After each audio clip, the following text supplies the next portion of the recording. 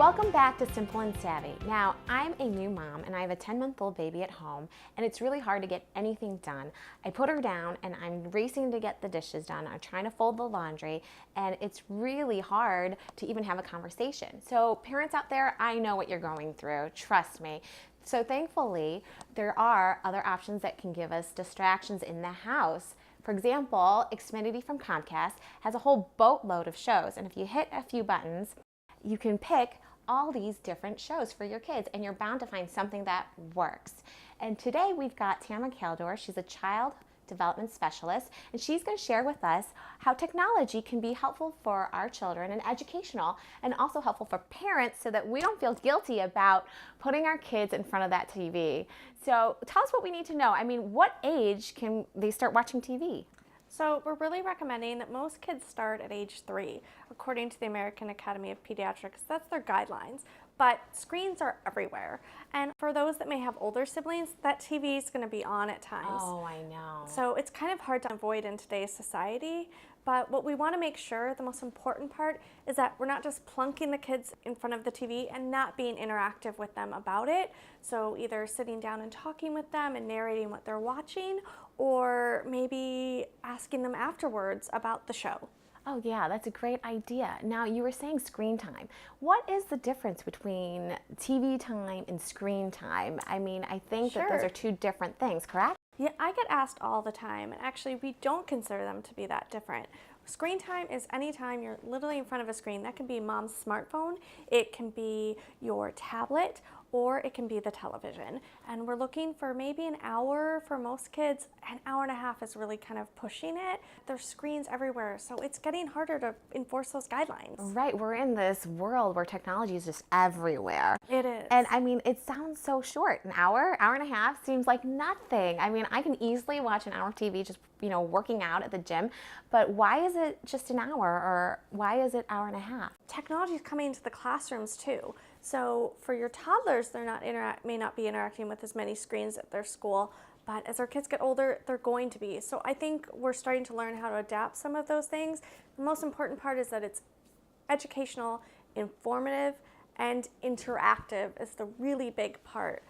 We don't want the screen answering questions. We want things that are prompting our kids to ask questions. Wow, that seems like a really kind of big list. And I think for me, for a mom, being new to like what programs to, pick for my child, I mean, do you have any examples of age-appropriate things, or do I need to sit there and watch the show first before showing it to my child? What do you think? So, in general, we would love if all the moms could sit there and watch the show with their child or pre-screen it, but sometimes that's not possible. So we definitely want you using resources like Common Sense Media, which is a great resource. You can go on, it'll show you what shows talk about what moral themes and kind of rate them as age appropriateness. And then in terms of watching with them, it's great snuggle time. It's great time to narrate what's happening on the screen, again, to work on some of that language development. And in terms of programming, what we're looking for is something where you've got a lot of pauses for kids to answer questions, moral issue that kids are dealing with in the show, and problem solving. We want our kids to be problem solvers in the world. And so if we're going to pick an educational show, why not start with something that's going to focus on problem solving? Wow, that sounds like a great idea. Now, I know that in the past before you said that kids are not just learning language or developing language skills from shows, but that they're learning behavior. What kind of behavior do they learn, and are there positive behaviors versus negative behaviors that parents can watch for? Sure. So especially when we're looking at what is offered out there, we're looking at shows we want to see a lot of positive behavior. So even if a child might be like Caillou, which I know is on Xfinity on demand, they will have, Caillou might be throwing a temper tantrum, but does Caillou work through it? What age groups can watch what shows? Because you don't want a 7-year-old really watching a 2-year-old, because they're not going to learn anything, and vice versa. So how do you decipher what shows are good for what age groups? So it's okay for them to watch some of those shows if they're going to watch it together, and maybe the older sibling is going to act as the teacher.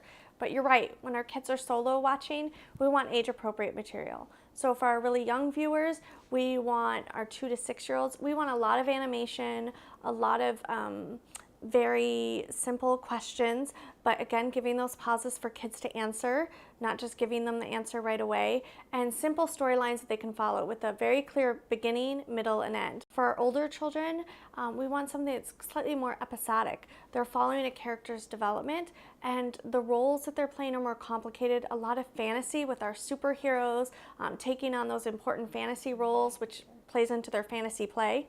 Now, as far as, mobile devices and like all these tablets you can watch anywhere, are there places where you say it's a big no-no, like you shouldn't break it out at the grocery store or in your car? Yeah, so this is a big area that I'm quite passionate about. As somebody that works in the area of language development and play, we don't want those tablets and especially the phones coming out in the car or in the grocery store. Interesting. Prime environments where we need a lot of back and forth with our kids. And even when you're saying that, no, don't grab the candy bar, and having to work through issues in the grocery store because your toddler does not want to stay in that grocery cart.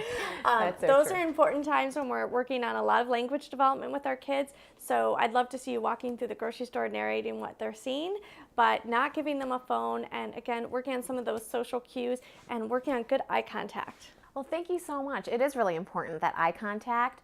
But we have lots more coming up, so stay tuned and don't go anywhere. Coming up, lost your remote? No worries, there's an app for that. Find Mickey Mouse Clubhouse. Our tech guru shows us how Xfinity is turning your smartphone into a voice-activated TV remote control. Basically, almost everything you can do with your normal Xfinity remote, you can do with your phone.